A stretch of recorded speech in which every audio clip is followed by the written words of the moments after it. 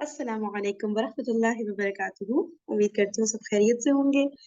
اچھا بھی کل ہم لوگ یہ پڑھے تھے نا، تفہیم القرآن کا مقدمہ. ٹھیک ہے، وہ آج کنٹینیو ہوگا. اچھا، ہم لوگ نے نا یہاں تک پڑھا تھا کہ قرآن پاک میں شروع میں جو ہدایات آئی تھیں وہ نبی پاک صلی اللہ علیہ وسلم کے لیے اس طرح سے آئی تھی کہ وہ اس عظیم الشان کام، یعنی دعوت کا جو عظیم الشان کام تھا، اس کے لیے کس طرح تیاری کریں اور کس طرز پر کام کریں. ٹھیک ہے. دوسری جو مین بات آئی تھی وہ یہ کہ جو غلط فہمیاں اس معاشرے میں پھیلی ہوئی تھی، ٹھیک ہے، تو وہ لوگوں کو آئیڈینٹیفائی کرانا کہ وہ جو کر رہے ہیں وہ غلط کر رہے ہیں. صحیح. تو اس غلطی کی نشاندہی کرنا، اور یہ کہ پھر غلط یہ ہے تو پھر یہ بھی بتانا ہوتا ہے نا آلٹرنیٹ پہ کہ پھر صحیح کیا ہے، تو صحیح رویے کی طرف دعوت دینا.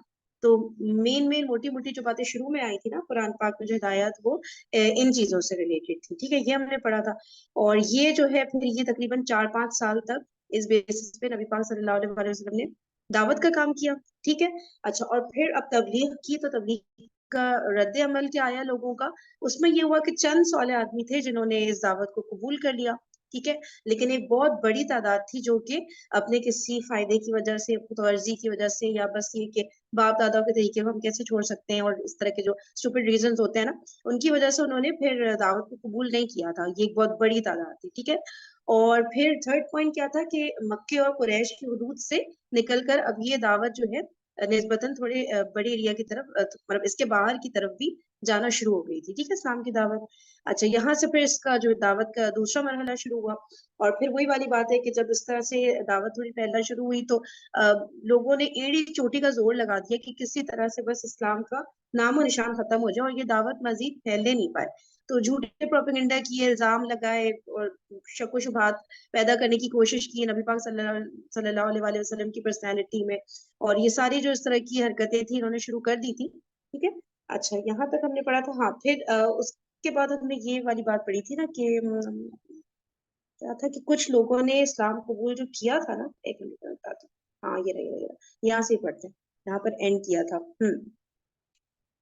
پھر لطف یہ ہے کہ جو لوگ پرانی جاہلیت سے ٹوٹ ٹوٹ کر اس نوخیز تحریک کی طرف آ رہے تھے، وہ پہلے بھی اپنی سوسائٹی کے بہترین لوگ سمجھے جاتے تھے، اور اس تحریک میں شامل ہونے کے بعد وہ اتنے نیک، اتنے رازباز اور اتنے پاکیزہ اخلاق کے انسان بن جاتے تھے کہ دنیا اس دعوت کی برتری محسوس کیے بغیر نہیں رہ سکتی تھی جو ایسے لوگوں کو اپنی طرف کھینچ رہی تھی اور انہیں یہ کچھ بنا رہی تھی. اس طویل اور شدید کشمکش کے دوران میں اللہ تعالیٰ حسب موقع اور حسب ضرورت اپنے نبی پر ایسے پرجوش خطبے نازل کرتا رہا جن میں دریا کی سی روانی، سیلاب کی سی قوت اور تیز و تند آگ کی سی تاثیر تھی. ان خطبوں میں ایک طرف اہل ایمان کو ان کے ابتدائی فرائض بتائے گئے. ٹھیک ہے. ابتدائی فرائض بتائے گئے، ان کے اندر جماعتی شعور پیدا کیا گیا، انہیں تقوی اور فضیلت اخلاق اور پاکیزگی سیرت کی تعلیم دی گئی، ان کو دین حق کی تبلیغ کے طریقے بتائے گئے، کامیابی کے وعدوں اور جنت کی بشارتوں سے ان کی ہمت بندھائی گئی، انہیں صبر و ثبات اور بلند حوصلگی کے ساتھ اللہ کی راہ میں جدوجہد کرنے پر ابھارا گیا، اور فداکاری کا ایسا زبردست جوش اور ولولہ ان میں پیدا کیا گیا کہ وہ ہر مصیبت جھیل جانے اور مخالفت کے بڑے سے بڑے طوفانوں کا مقابلہ کرنے کے لیے تیار ہو گئے. دوسری طرف مخالفین اور راہ راست سے منہ موڑنے والوں اور غفلت کی نیند سونے والوں کو ان قوموں کے انجام سے ڈرایا گیا جن کی تاریخ سے وہ خود واقف تھے. ان تباہ شدہ بستیوں کے آثار سے عبرت دلائی گئی جن کے کھنڈروں پر سے شب و روز اپنے سفروں میں ان کا گزر ہوتا تھا. وہ دیکھیں، یعنی کہ وہ جو کھنڈر وغیرہ تھے جو پرانی قومیں جو برباد ہوئی تھی، تو وہاں سے باقاعدہ ان کا گزر ہوتا تھا، وہ دیکھتے تھے ان کھنڈروں کو نا، تو اس سے ان کو عبرت دلائی جاتی تھی جو لوگ ایمان نہیں لے کر آ رہے تھے نا. پھر کہہ رہے ہیں کہ توحید اور آخرت کی دلیلیں ان کھلی کھلی نشانیوں سے دی گئیں جو رات دن زمین اور آسمان میں ان کی آنکھوں کے سامنے نمایاں تھیں، اور جن کو وہ خود اپنی زندگی میں بھی ہر وقت دیکھتے اور محسوس کرتے تھے۔ شرک اور دعوائے خود مختاری اور انکار آخرت اور تقلید آبائی کی غلطیاں ایسے بین دلائل سے واضح کی گئیں جو دل کو لگنے اور دماغ میں اتر جانے والے تھے۔ پھر ان کے ایک ایک شبہے کو رفع کیا گیا، ایک ایک اعتراض کا معقول جواب دیا گیا، ایک ایک الجھن جس میں وہ خود پڑے ہوئے تھے یا دوسروں کو الجھانے کی کوشش کرتے تھے صاف کی گئی، اور ہر طرف سے گھیر کر جاہلیت کو ایسا تنگ پکڑا گیا کہ عقل و خرد کی دنیا میں اس کے لیے ٹھہرنے کی کوئی جگہ باقی نہ رہی۔ اس کے ساتھ پھر ان کو خدا کے غضب اور قیامت کی ہولناکیوں اور جہنم کے عذاب کا خوف دلایا گیا۔ ان کے برے اخلاق اور غلط طرز زندگی اور جاہلانہ رسوم اور حق دشمنی اور مومن آزاری پر انہیں ملامت کی گئی، اور اخلاق و تمدن کے وہ بڑے بڑے بنیادی اصول ان کے سامنے پیش کیے گئے جن پر ہمیشہ سے خدا کی پسندیدہ سوال تہذیبوں کی تعمیر ہوتی چلی آ رہی ہے۔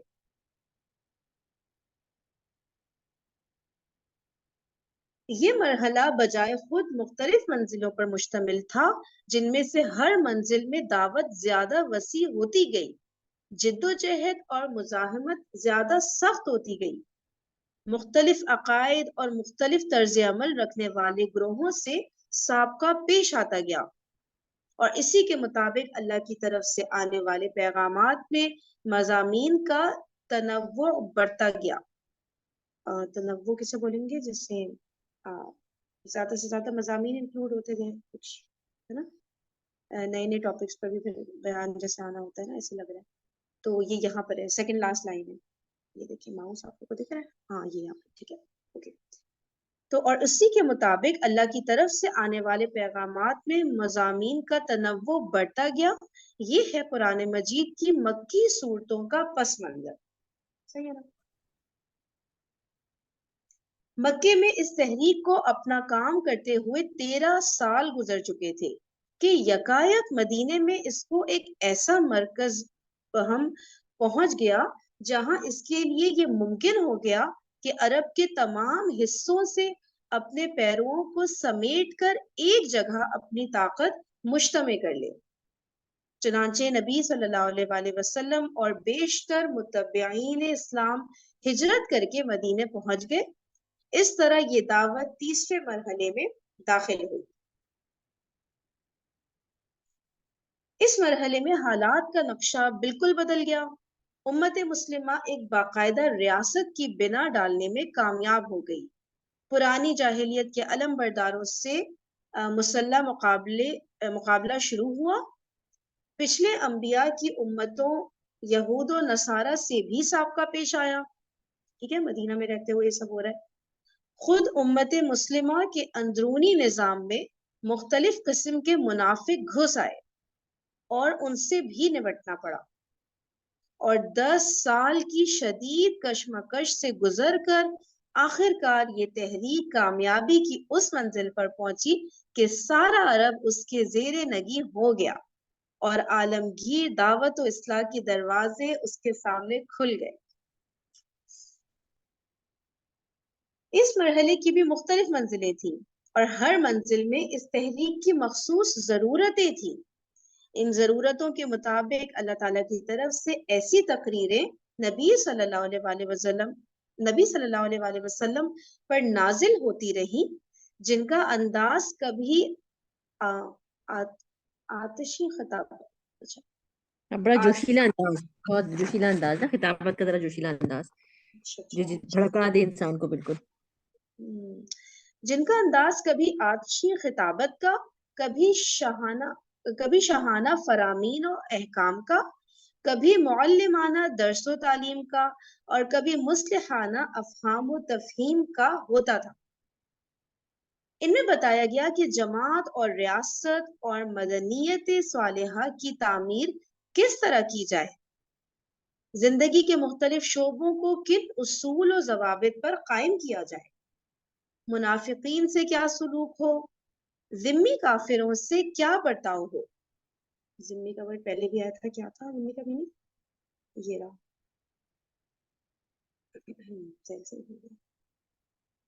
ذمی کافروں سے کیا برتاؤ ہو,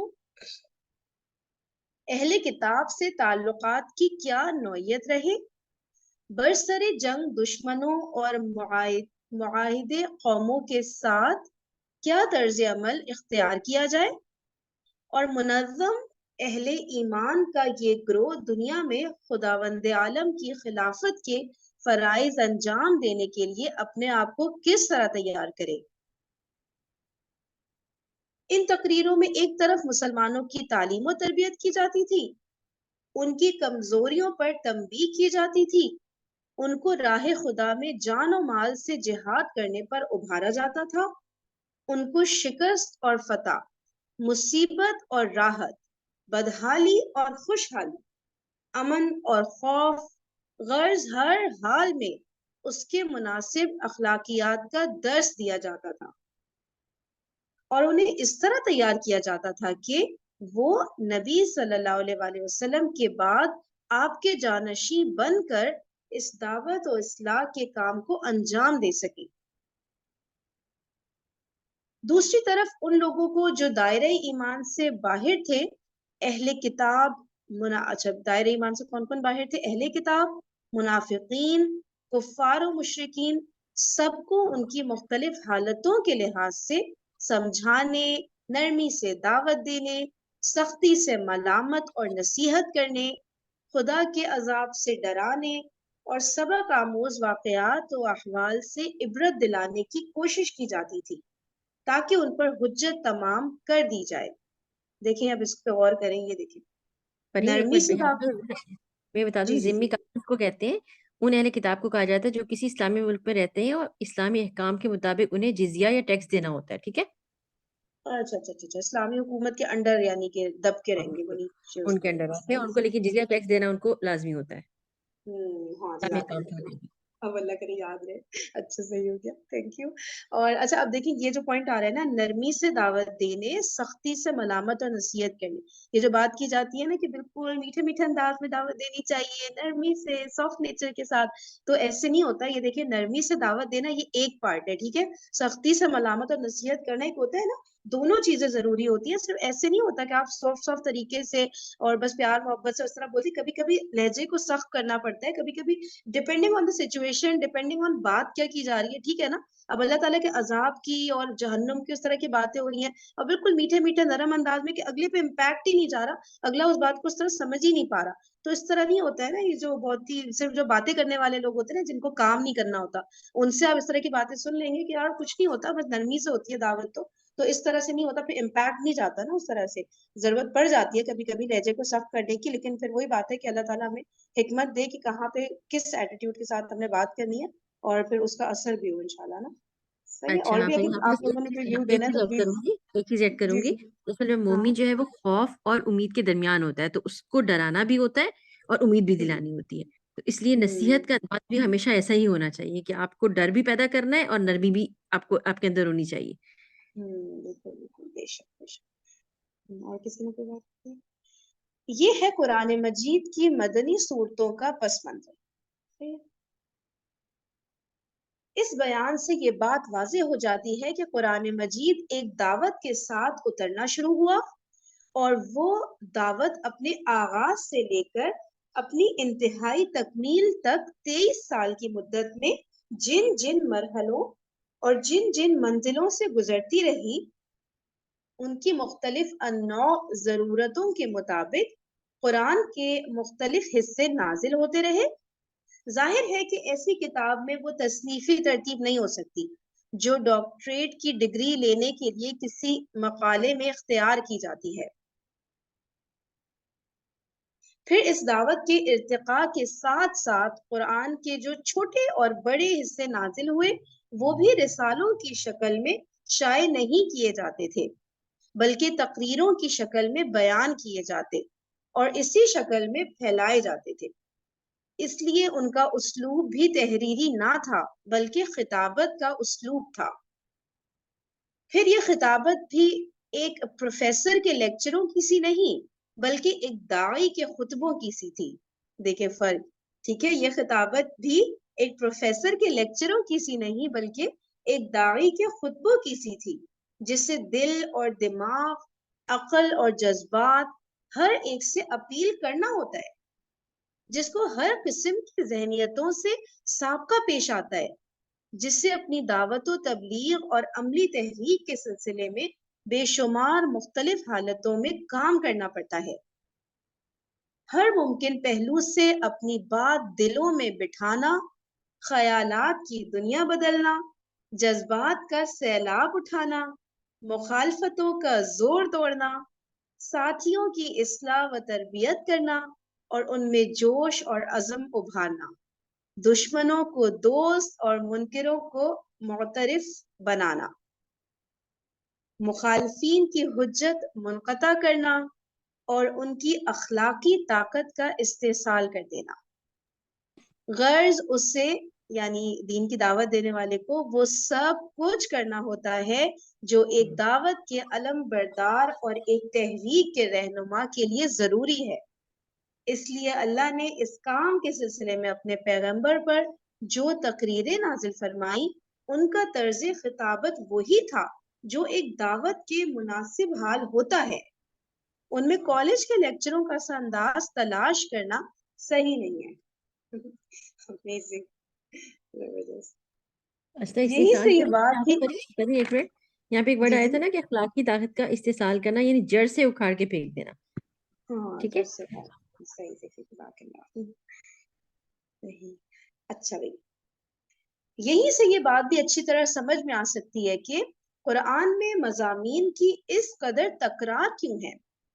ایک دعوت اور عملی تحریک کا فطری اقتضا یعنی تقاضا ہے نا, ایک دعوت اور عملی تحریک کا فطری اقتضا یہ ہے کہ وہ جس وقت جس مرحلے میں ہو اس میں وہی باتیں کہی جائیں جو اس مرحلے سے مناسبت رکھتی ہوں, اور جب تک دعوت ایک مرحلے میں رہے بعد کے مراحل کی بات نہ چھیڑی جائے بلکہ اسی مرحلے کی باتوں کا اعادہ کیا جاتا رہے.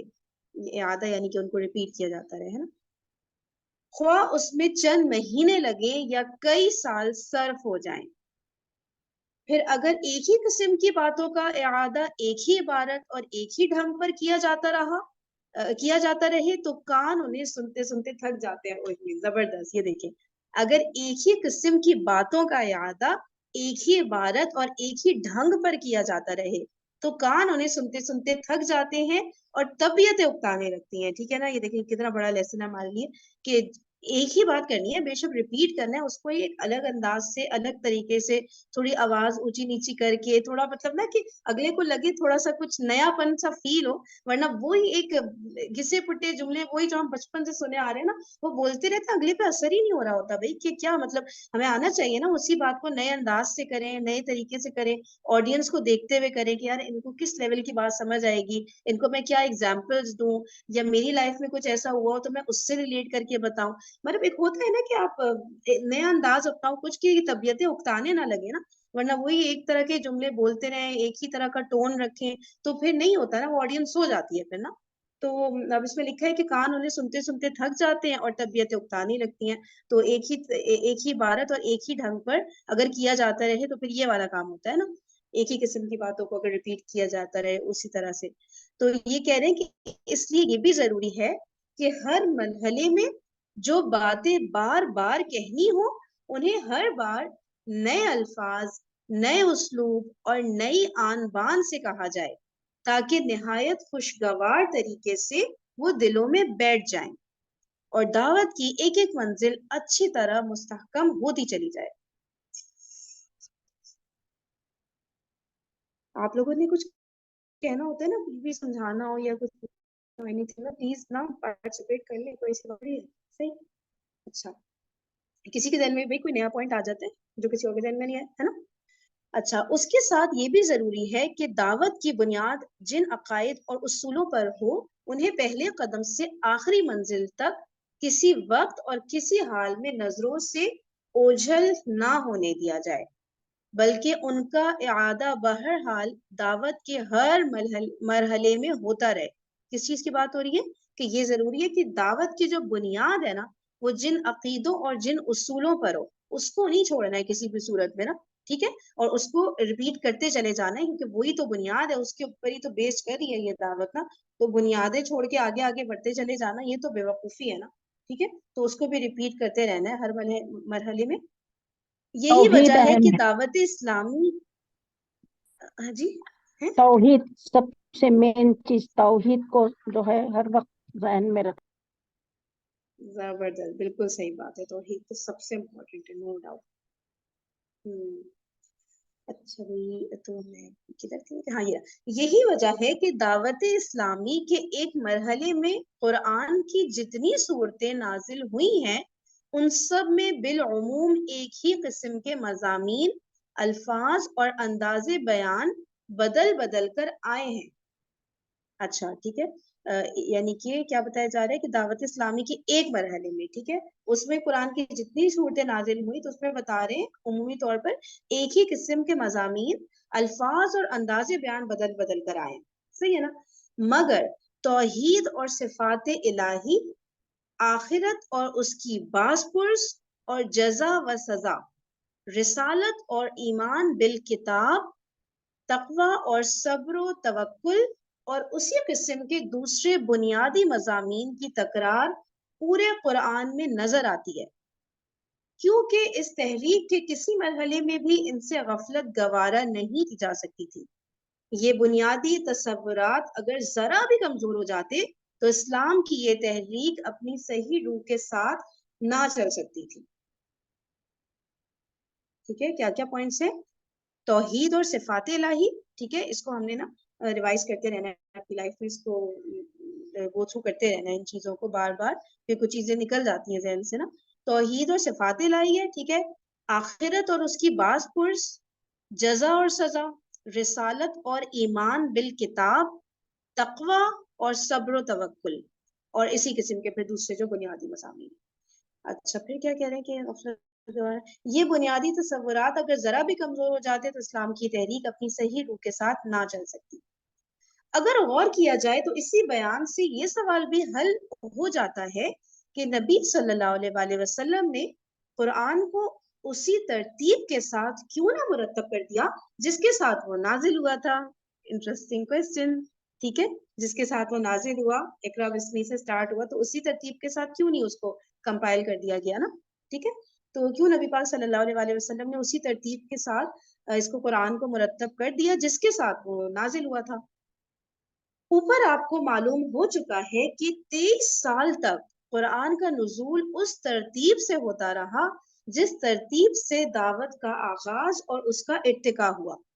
اب یہ ظاہر ہے کہ دعوت کی تکمیل کے بعد ان نازل شدہ اجزاء کے لیے وہ ترتیب کسی طرح درست نہ ہو سکتی تھی جو صرف ارتقاء دعوت ہی کے ساتھ مناسبت رکھتی تھی. اب تو ان کے لیے ایک دوسری ہی ترتیب درکار تھی جو تکمیل دعوت کے بعد کی صورتحال کے لیے زیادہ مناسب ہو. ٹھیک ہے، اب یہ اسپیشلی ان لوگوں کے لیے بہت زیادہ یہ غور طلب پیراگراف آ رہا ہے جو یہ سمجھتے ہیں کہ ہمیں اس طرح سے تفسیر کو پڑھنا چاہیے کہ جس طرح سے آیات نازل ہوئی تھی. کیا کہتے ہیں، نزولی ترتیب کہتے ہیں نا شاید اس کو. تو یہ انڈرسٹینڈ کرنا چاہیے کہ جب اللہ تعالیٰ نے ہمارے لیے ایک ترتیب بنا دی نا تو ہمارے لیے یہی ترتیب ہے. نزولی ترتیب کہاں سے ہو گئی ہمارے لیے؟ وہ اس وقت کے لوگوں کے لیے تھی نا. تو اس کو بھی پیراگراف پڑھتے ہیں تو انشاءاللہ ہمیں کلیئر ہوگی یہ بات کہ کیا تھا. ہاں اب یہ ظاہر ہے کہ کریم دعوت آپ. کی تکمیل کے بعد جی بتائیے، کوئی کچھ کہنا چاہ رہا ہے؟ جی میں کہنا چاہوں گی نزول ترتیب کے اعتبار سے نا یہ جاننا بھی بہت ضروری ہوتا ہے. اچھا وہ اوکے. اس لیے ضروری ہوتا ہے کہ کس موقع پر اس کا شان نزول ہوا، کہاں پر تھے حضور پاک صلی اللہ علیہ وسلم. اس لیے نزول ترتیب اور چیز ہوتی ہے مصحف کے اعتبار سے، یعنی سیریل وائز جو صورتیں ہیں ہماری، جیسے اب سورۃ الفاتحہ ہے، مکی صورت ہے، سورہ بقرہ مدنی ہے. اس کا جو نزول ہوا ہے سورہ مدنی کا مدینے میں جا کر ہوا ہے جب رسول اللہ نے ہجرت کر لی تھی. تو یہ شان نزول کا جاننا نا بہت ضروری ہے. وہ تو اس ٹھیک ہے، تفسیر میں بھی ہمیں شان نزول مل جاتا ہے جو نارمل تفسیر لکھی ہوئی ہوتی ہے اس سیکوینس میں. شان نزول تو بیان کیا وہی ہوتا ہے، کسی تفسیر میں نہیں نہیں ڈیٹیل نہیں، سے، کسی میں اس شارٹ. میں مطلب یہ لکھا ہوا ہوتا ہے جو مطلب نارمل ہم پڑھتے ہیں قرآن پاک، اس میں لکھا ہوا ہوتا ہے مکی صورت ہے، یہ مدنی صورت ہے. نہیں، شان نزول پورا کہ وہ کس اس میں سینیریو میں نازل ہوئی تھی، اس وقت کیا حالات تھے اور ساری چیزیں، وہ ان تفاصیر میں نہیں لکھا ہوتا کیا ڈیٹیلز کے بارے میں؟ نہیں، تفسیر میں ہوتا ہے، بالکل ہوتا ہے. جیسے ہم سمپل قرآن ریسیٹیشن کرتے ہیں نا، اس کی بات کر رہی ہوں. اس میں صرف مکی اور مدنی لکھا ہوا ہوتا ہے. تو شان نزول سے بہت فائدہ ہوتا ہاں ہے اس میں صحیح بات ہے. سمجھنے میں نا. ہاں ہاں، شان نزول تو یار جی، بہت امپورٹنٹ ہے، نو ڈاؤٹ. بس یہ صحیح ایڈ بات ہے. کرنا چاہ رہی ہوں. جزاک اللہ. اور کسی نے کوئی بات کی نہیں؟ ہاں، جزاک اللہ. اچھا تو ہم کدھر تھے؟ یہ ٹھیک ہے نا. اب یہ ظاہر ہے کہ دعوت کی تکمیل کے بعد ان نازل شدہ اجزاء کے لیے وہ ترتیب کسی طرح درست نہ ہو سکتی تھی جو صرف ارتقاء دعوت ہی کے ساتھ مناسبت رکھتی تھی. اب تو ان کے لیے ایک دوسری ہی ترتیب درکار تھی جو تکمیل دعوت کے بعد کی صورتحال کے لیے زیادہ مناسب ہو. اچھا میری آواز نہ شاید اب کٹنے لگ جائے، چیٹ پہ لکھ دیے گا اگر کٹی تو ڈیٹا پہ آ جاؤں گی. اچھا لوگ تھے جو اسلام سے نا آشنائے محض تھے، اس لیے اس وقت بالکل نقطۂ آغاز سے تعلیم و تلقین شروع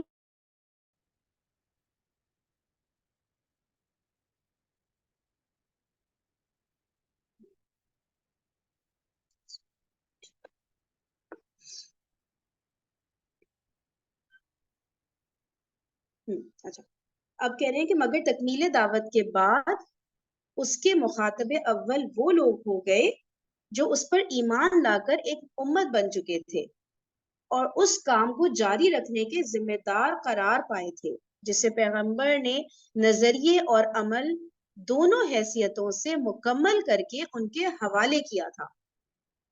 نظریے اور عمل امیزنگ. اب لا محالہ مقدم چیز یہ ہو گئی کہ پہلے یہ لوگ خود اپنے فرائض سے، اپنے قوانین حیات سے اور ان فتنوں سے جو پچھلے پیغمبروں کی امتوں میں رونما ہوتے رہے ہیں اچھی طرح واقف ہو لیں، پھر اسلام سے بیگانہ دنیا کے سامنے خدا کی ہدایت پیش کرنے کے لیے آگے بڑھیں. علاوہ بری قرآن مجید جس طرز کی کتاب ہے اسے اگر آدمی اچھی طرح سمجھ لے تو اس پر خود ہی یہ حقیقت منکشف ہو جائے گی کہ ایک ایک طرح کے مضامین کو ایک ایک جگہ جمع کرنا اس کتاب کے مزاج ہی سے مطابقت نہیں رکھتا. اس کے مزاج کا تو تقاضا یہی ہے کہ اس کے پڑھنے والے کے سامنے مدنی مرحلے کی باتیں مکی دور والی تعلیم کے درمیان اور مکی مرحلے کی باتیں مدنی دور والی تقریروں کے درمیان اور ابتدا کی گفتگویں آخر کی تلقینات کے بیچ میں اور آخری دور کی ہدایات آغاز کار کی تعلیمات کے پہلو میں بار بار آتی چلی جائیں، تاکہ اسلام کا پورا منظر اور جامع نقشہ اس کی نگاہ میں رہے اور کسی وقت بھی وہ یک رخ نہ ہونے پائے. پھر اگر قرآن کو اس کی نزولی ترتیب پر مرتب کیا بھی جاتا تو وہ ترتیب بعد کے لوگوں کے لیے صرف اسی صورت میں بامعنی ہو سکتی تھی جبکہ قرآن کے ساتھ اس کی پوری تاریخ نزول اور اس کے ایک ایک جز کی کیفیت نزول و شان نزول لکھ کر لگا دی جاتی اور وہ لازمی طور پر قرآن کا ایک ضمیمہ بن کر رہتی. اچھا کہ مطلب ہر سورہ کے ساتھ اور آیات کے ساتھ شان نزول اور ساری ڈیٹیلز وغیرہ مطلب ایک لازمی طور پہ پھر ہر قرآن میں موجود ہوتی ہے، ٹھیک ہے نا، اگر نزولی ترتیب کے حساب سے مرتب کیا جاتا تو. یہ بات اس مقصد کے خلاف تھی جس کے لیے اللہ تعالیٰ نے اپنے کلام کا یہ مجموعہ مرتب اور محفوظ کرایا تھا. وہاں تو پیش نظر چیز ہی یہ تھی کہ خالص کلام الہی بغیر کسی دوسرے کلام کی آمیزش یا شمول کے اپنی مختصر صورت میں مرتب ہو جسے بچے، جوان، بوڑھے، عورت، مرد، شہری، دیہاتی، عامی، عالم سب پڑھیں.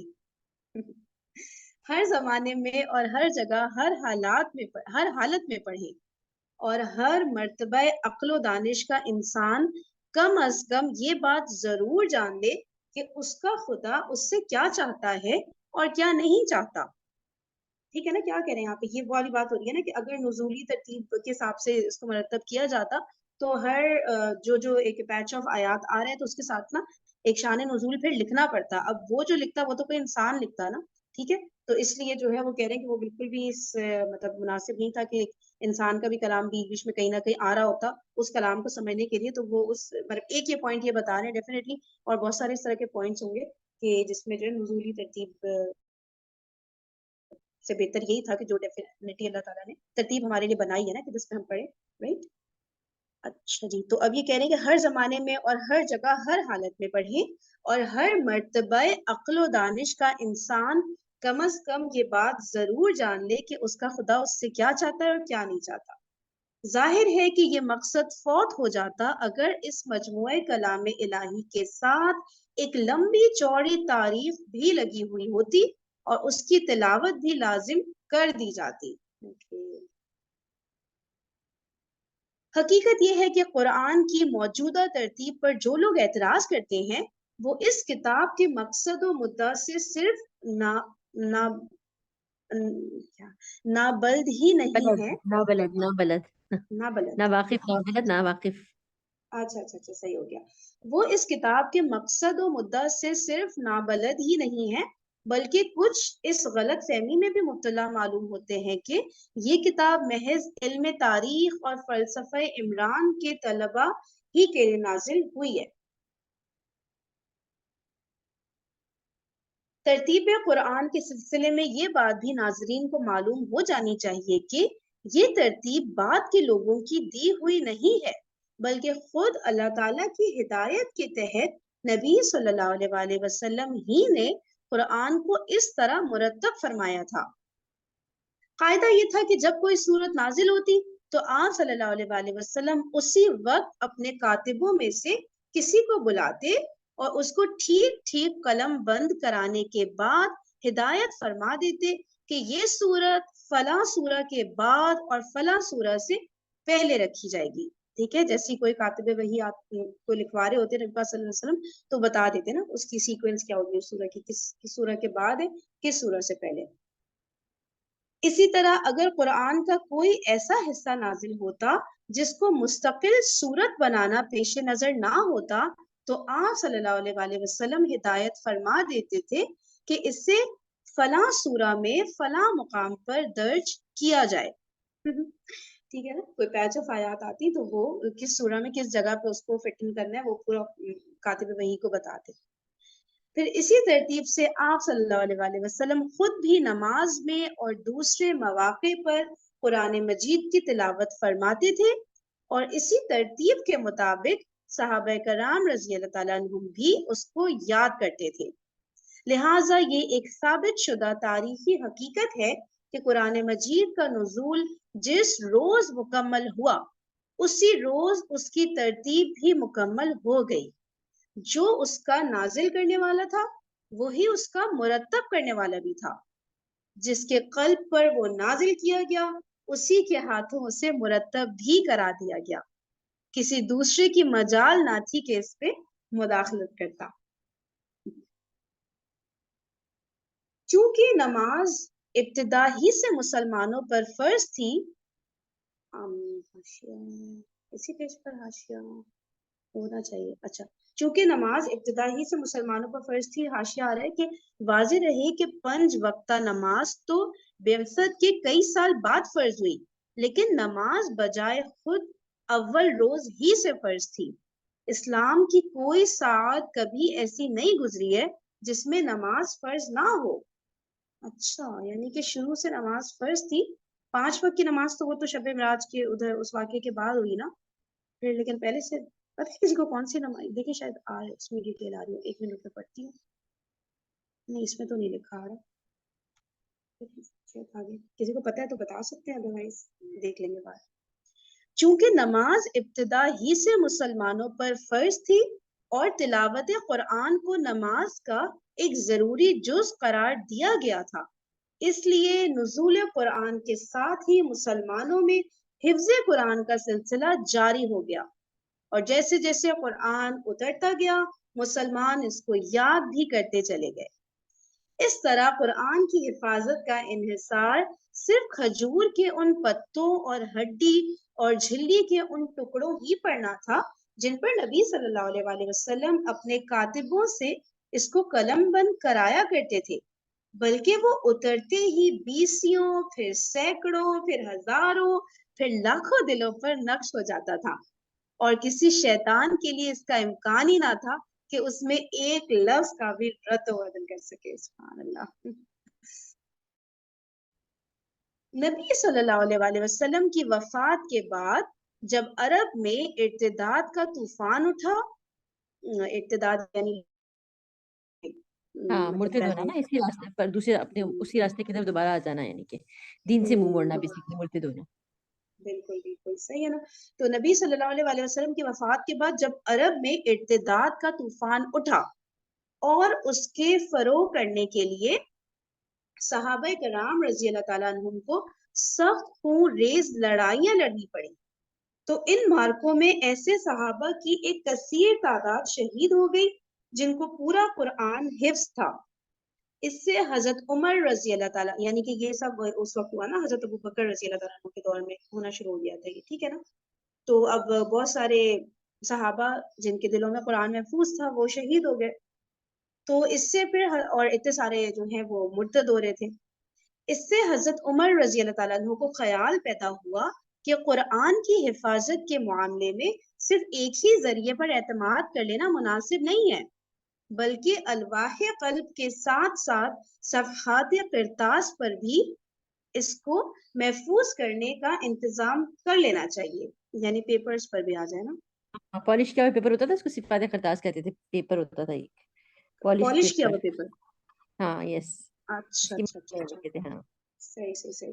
تو ایک یعنی مضبوط کاغذ جسے کہیں گے نا ہم، صحیح ہے نا، تو اس پر بھی اس کو نا محفوظ کرنے کا انتظام کر لینا چاہیے۔ حضرت عمر رضی اللہ تعالیٰ عنہ نے یہ مشورہ دیا، چنانچہ اس کام کی ضرورت انہوں نے حضرت ابو بکر رضی اللہ تعالیٰ عنہ جو اس وقت کے خلیفہ تھے ان پر واضح کی، اور انہوں نے کچھ تعامل کے بعد، تعامل کسے کہتے ہیں، یہ وقفے کے بعد، کچھ بریک کرنے کے بعد، تعامل کچھ دیر کے بعد۔ اچھا اچھا اچھا، کچھ دیر کے بعد، ٹھیک ہے، کچھ تعامل کے بعد اس سے اتفاق کر کے حضرت زید بن ثابت رضی اللہ تعالیٰ عنہ انصاری، حضرت زید بن ثابت انصاری رضی اللہ تعالیٰ عنہ کو جو نبی صلی اللہ علیہ وآلہ وسلم کے کاتب سیکریٹری رہ چکے تھے اس خدمت پر مامور فرمایا۔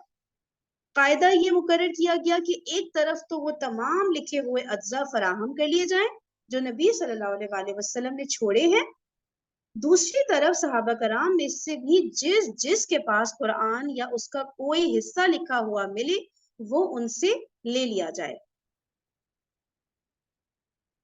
معتبر روایات سے معلوم ہوتا ہے کہ حضور صلی اللہ علیہ وآلہ وسلم کی زندگی میں متعدد صحابہ نے قرآن کو یا اس کے مختلف اجزاء کو اپنے پاس قلم بند کر کے رکھ چھوڑا تھا، چنانچہ اس سلسلے میں حضرت عثمان، علی، عبداللہ بن مسعود، عبداللہ بن عمرو بن عاص، سالم مولا حذیفہ، زید بن ثابت، معاذ بن جبل، ابی بن کعب اور ابو زید قیس بن السکن رضی اللہ تعالیٰ عنہم کے ناموں کی تصریح ملتی ہے۔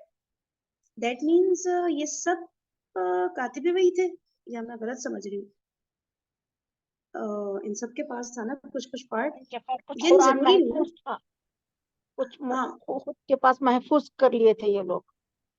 مطلب وہ جو جس چیز پہ لکھا گیا تھا وہ ان کے پاس ہاں محفوظ تھی نا۔ ہاں اچھا ہاں، اچھا، صحیح، مطلب سب کاتب وہی سب کا ہونا تو نہیں ہے نا، میں یہ اس نہیں پہ نہیں، تھوڑا سا چپ گئی تھی، نہیں نہیں، ہاں صحیح کہہ رہی، ٹھیک ہے، تھینک یو سو مچ۔ ٹھیک ہے، تو ان سب کے پاس کچھ کچھ حصہ قرآن کا محفوظ تھا، تو پھر کیا کہہ رہے ہیں کہ دوسری طرف صحابہ کرام میں سے بھی جس کے پاس قرآن یا اس کا کوئی حصہ لکھا ہوا ملے وہ ان سے لے لیا جائے، اور پھر حفاظ قرآن سے بھی مدد لی جائے، اور ان تینوں ذرائع کی متفقہ شہادت پر کامل صحت کا اطمینان کرنے کے بعد قرآن کا ایک ایک لفظ مصحف میں ثبت کیا جائے۔ اس تجویز کے بعد کچھ کہہ رہے ہیں، میوٹ کر لیجیے گا۔ اس تجویز کے مطابق قرآن مجید کا ایک مستند نسخہ تیار کر کے ام المومنین حضرت حفصہ رضی، اچھا ایک سیکنڈ ذرا سا ایک دفعہ اور اس کی سٹیجز دیکھ لیتے ہیں. سب سے پہلے کیا بات ہوئی تھی کہ جتنے بھی لکھے ہوئے اجزاء نبی پاک صلی اللہ علیہ وآلہ وسلم نے چھوڑے ہیں، ٹھیک ہے، ان کو اچھا حضرت زید بن ثابت کو ذمہ داری دی گئی، ٹھیک ہے، اس خدمت پر انہیں معمور کیا گیا. اور پھر ہاں جس بھی صحابی کے پاس جو بھی حصہ تھا وہ لے کر آئے، اور جو حفاظ تھے ان سے بھی مدد لی گئی، ٹھیک ہے. اس طرح سے کر کے جو ہے پھر قرآن جو ہے وہ مطلب مصحف کی صورت میں سامنے آیا تھا، ٹھیک ہے. اس تجویز کے مطابق قرآن مجید کا ایک مستند نسخہ تیار کر کے ام المومنین حضرت حفصہ رضی اللہ تعالی عنہا کے ہاں رکھوا دیا گیا، اور لوگوں کو دے دی گئی کہ جو چاہے اس کی نقل کرے اور جو چاہے اس سے مقابلہ کر کے اپنے نسخے کی تصحیح کر لے. عرب میں مختلف علاقوں اور قبیلوں کی بولیوں میں ویسے ہی فرق پائے جاتے تھے جیسے ہمارے ملک میں شہر شہر کی بولی اور ضلع ضلع کی بولی میں فرق ہے.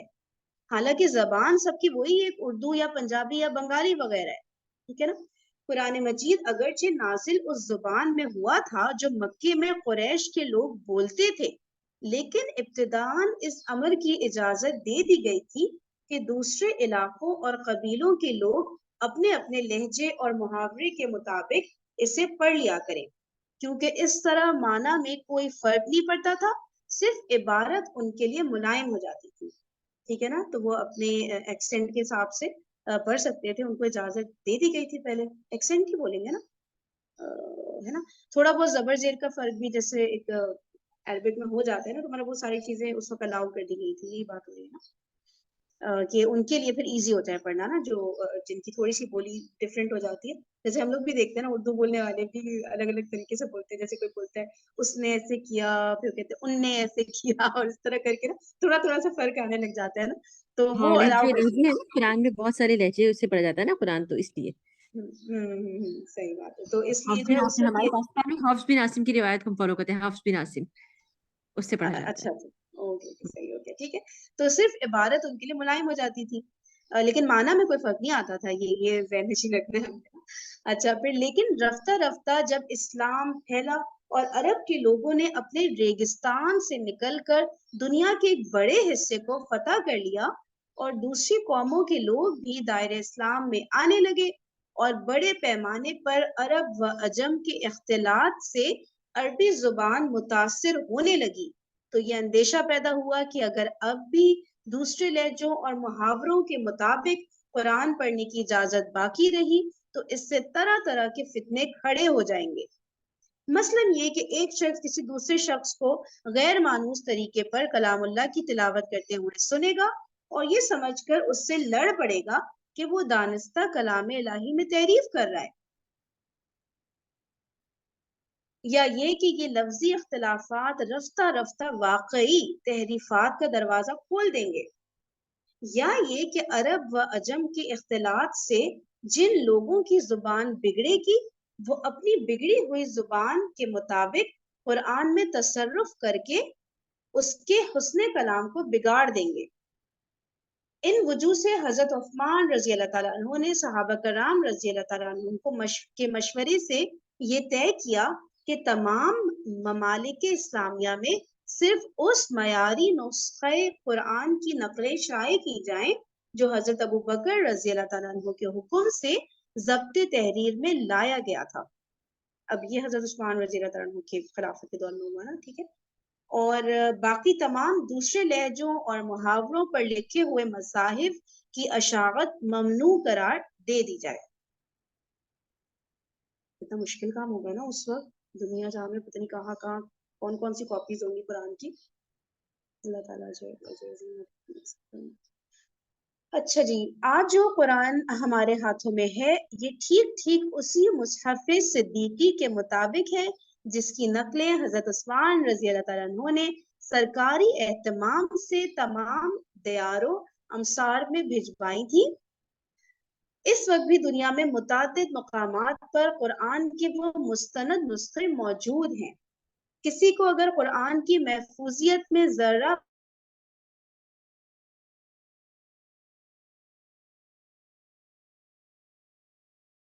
فروش سے قرآن کا ایک نسخہ خریدے اور جاوا میں کسی حافظ سے زبانی قرآن سن کر اس کا مقابلہ کرے، اور پھر دنیا کی بڑی بڑی لائبریریوں میں حضرت عثمان کے وقت سے لے کر آج تک مختلف صدیوں کے لکھے ہوئے جو مصاحف رکھے ہیں ان سے اس کا تقابل کر لے۔ اگر کسی حرف یا شوشے کا فرق وہ پائے تو اس کا فرض ہے کہ دنیا کو اس سب سے بڑے تاریخی انکشاف سے ضرور مطلع کرے۔ کوئی شک نواز قرآن کے منزل من اللہ ہونے میں شک کرنا چاہے تو کر سکتا ہے، لیکن یہ بات کہ جو قرآن ہمارے ہاتھ میں ہے یہ بلا کسی کمی بیشی کے ٹھیک وہی قرآن ہے جو محمد رسول اللہ صلی اللہ علیہ وسلم نے دنیا کے سامنے پیش کیا تھا۔ یہ تو ایک ایسی تاریخی حقیقت ہے جس میں کسی شک کی گنجائش ہی نہیں ہے۔ انسانی تاریخ میں کوئی دوسری چیز ایسی نہیں پائی جاتی جو اس قدر قطع ثبوت ہو۔ اگر کوئی شخص اس کی صحت میں شک کرتا ہو تو وہ پھر اس میں بھی شک کر سکتا ہے کہ رومن امپائر نامی کوئی سلطنت دنیا میں رہ چکی ہے اور کبھی مغل ہندوستان پر حکومت کر چکے ہیں، اور نیپولین نام کا کوئی شخص بھی دنیا میں پایا گیا ہے۔ ایسے تاریخی حقائق پر شکوک کا اظہار کرنا علم کا نہیں جہالت کا ثبوت ہے۔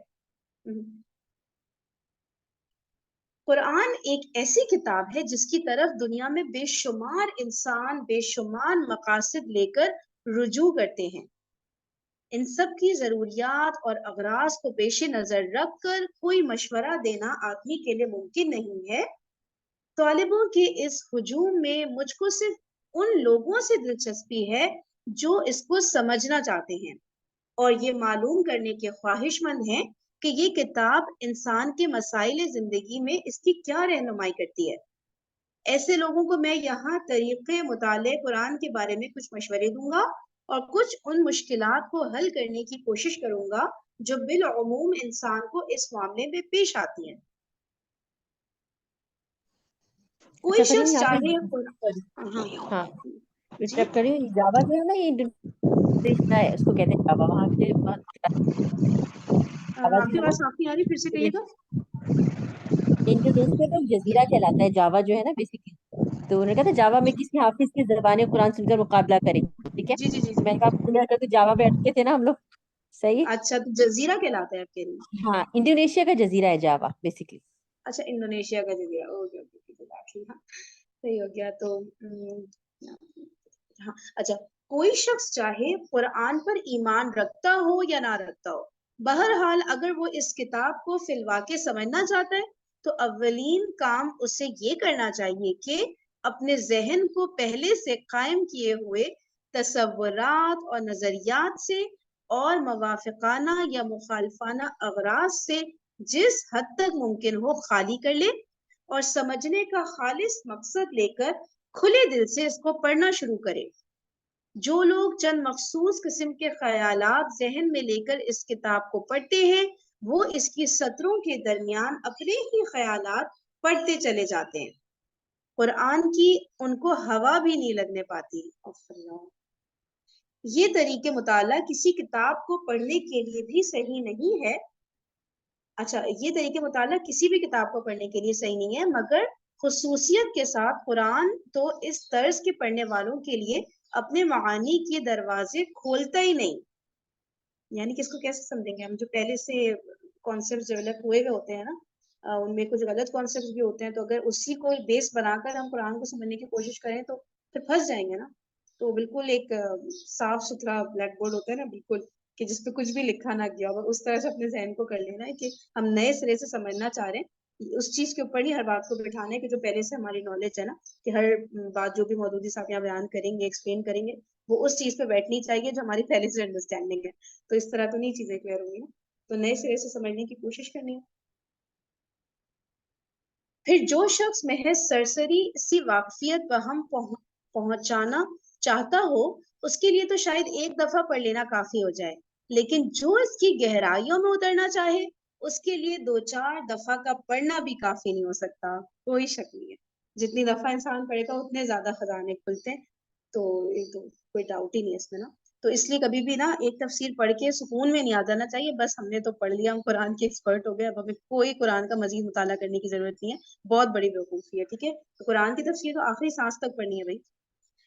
اچھا پھر کیا ہے، اس کو بار بار پڑھنا چاہیے، ہر مرتبہ ایک خاص ڈھنگ سے پڑھنا چاہیے، اور ایک طالب علم کی طرح پینسل اور کاپی ساتھ لے کر بیٹھنا چاہیے تاکہ ضروری نکات نوٹ کرتا جائے. اوکے بھائی، کس نے پینسل اور کاپی ساتھ ہی رکھے؟ کل سے سب ساتھ رکھیں گے. اوکے اچھا. اس طرح جو بے شک ہر بات نہیں نوٹ کرے، لیکن بیچ بیچ میں نہیں کچھ ایسی باتیں آ جاتی ہیں کہ ذہن دنگ رہ جاتا ہے کہ یار یہ تو کبھی نہیں سوچا، کبھی نہیں سنا تھا. تو ایٹ لیسٹ وہ پوائنٹس تو کم سے کم نوٹ کر ہی لینا. ٹھیک ہے، تو لے کے بیٹھیں گے اور انشاءاللہ اس طرح کی جو باتیں ہیں گی ضرور ایٹ لیسٹ اس کو تو نوٹ کریں گے. اچھا اور اس کے علاوہ کیا کہہ رہے ہیں، اس طرح جو لوگ پڑھنے پر آمادہ ہوں ان کو کم از کم 2 مرتبہ پورے قرآن کو صرف اس غرض کے لیے پڑھنا چاہیے کہ ان کے سامنے بحیثیت مجموعی وہ پورا نظام فکر و عمل آ جائے جس سے یہ کتاب پیش کرنا چاہتی ہے. اس ابتدائی مطالعے کے دوران میں وہ قرآن کے پورے منظر پر ایک جامع نظر حاصل کرنے کی کوشش کریں اور یہ دیکھتے جائیں کہ یہ کتاب کیا بنیادی تصورات پیش کرتی ہے اور پھر ان تصورات پر کس قسم کا نظام زندگی تعمیر کرتی ہے. اس اثنا میں اگر کسی مقام پر کوئی سوال ذہن میں کھٹکے تو اس پر وہی اسی وقت کوئی فیصلہ نہ کر بیٹھے بلکہ اسے نوٹ کر لیں اور صبر کے ساتھ آگے مطالعہ جاری رکھیں. ٹھیک ہے نا، کوئی سوال آ گیا اس میں کلیئر نہیں ہو رہا تو اٹس آل رائٹ، وہ ضروری نہیں ہے ہر بات کا جواب اسی وقت مل جائے، وہ لیٹر آن بھی مل سکتا ہے. قرآن خود ہمیں اس کا جواب دے سکتا ہے. نہیں مل رہا استاد سے پوچھے بہت کچھ، لیکن یہ کہ ضروری نہیں ہے کہ اسی وقت کسی فیصلے پر پہنچ جائے. ٹھیک ہے، اس کو ہولڈ پہ رکھنا جسے کہتے ہیں نا، اس طرح سے رکھنا ہے ہم نے اگر نہیں کلیئر ہو رہا اس سوال کا جواب. تو اسی وقت کوئی فیصلہ نہ کر بیٹھے بلکہ اس سے نوٹ کر لیں اور صبر کے ساتھ آگے مطالعہ جاری رکھیں. اغلب یہ ہے کہ آگے کہیں نہ کہیں انہیں اس کا جواب مل جائے گا. اگر جواب مل جائے تو اپنے سوال کے ساتھ اسے نوٹ کر لیں، لیکن اگر پہلے مطالعے کے دوران میں انہیں اپنے کسی سوال کا جواب نہ ملے تو صبر کے ساتھ دوسری بار پڑھیں. میں اپنے تجربے کی بنا پر یہ کہتا ہوں کہ دوسری بار کے غیر مطالعے میں شاذ و نادر ہی کوئی سوال جواب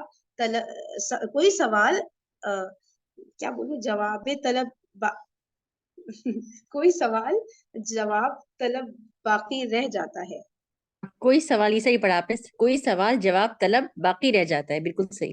صحیح ہو گیا. اس طرح قرآن پر ایک جامع نظر حاصل کرنے کے بعد تفصیلی مطالعے کی ابتدا کرنی چاہیے.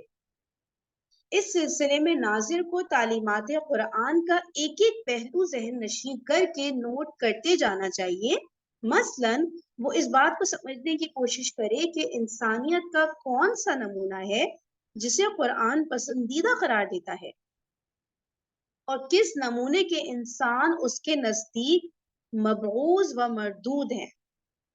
اس مضمون کو اچھی طرح اپنی گرفت میں لانے کے لیے اس کو چاہیے کہ اپنی کاپی پر ایک طرف پسندیدہ انسان زبردست، ایک طرف پسندیدہ انسان اور دوسری طرف ناپسندیدہ انسان کی خصوصیات آمنے سامنے نوٹ کرتا چلا جائے. زبردست ٹپ ہو گئی یہ تو. یا مثلاً وہ یہ معلوم کرنے کی کوشش کرے کہ قرآن کے نزدیک انسان کی فلاح و نجات کا مدار کن امور پر ہے.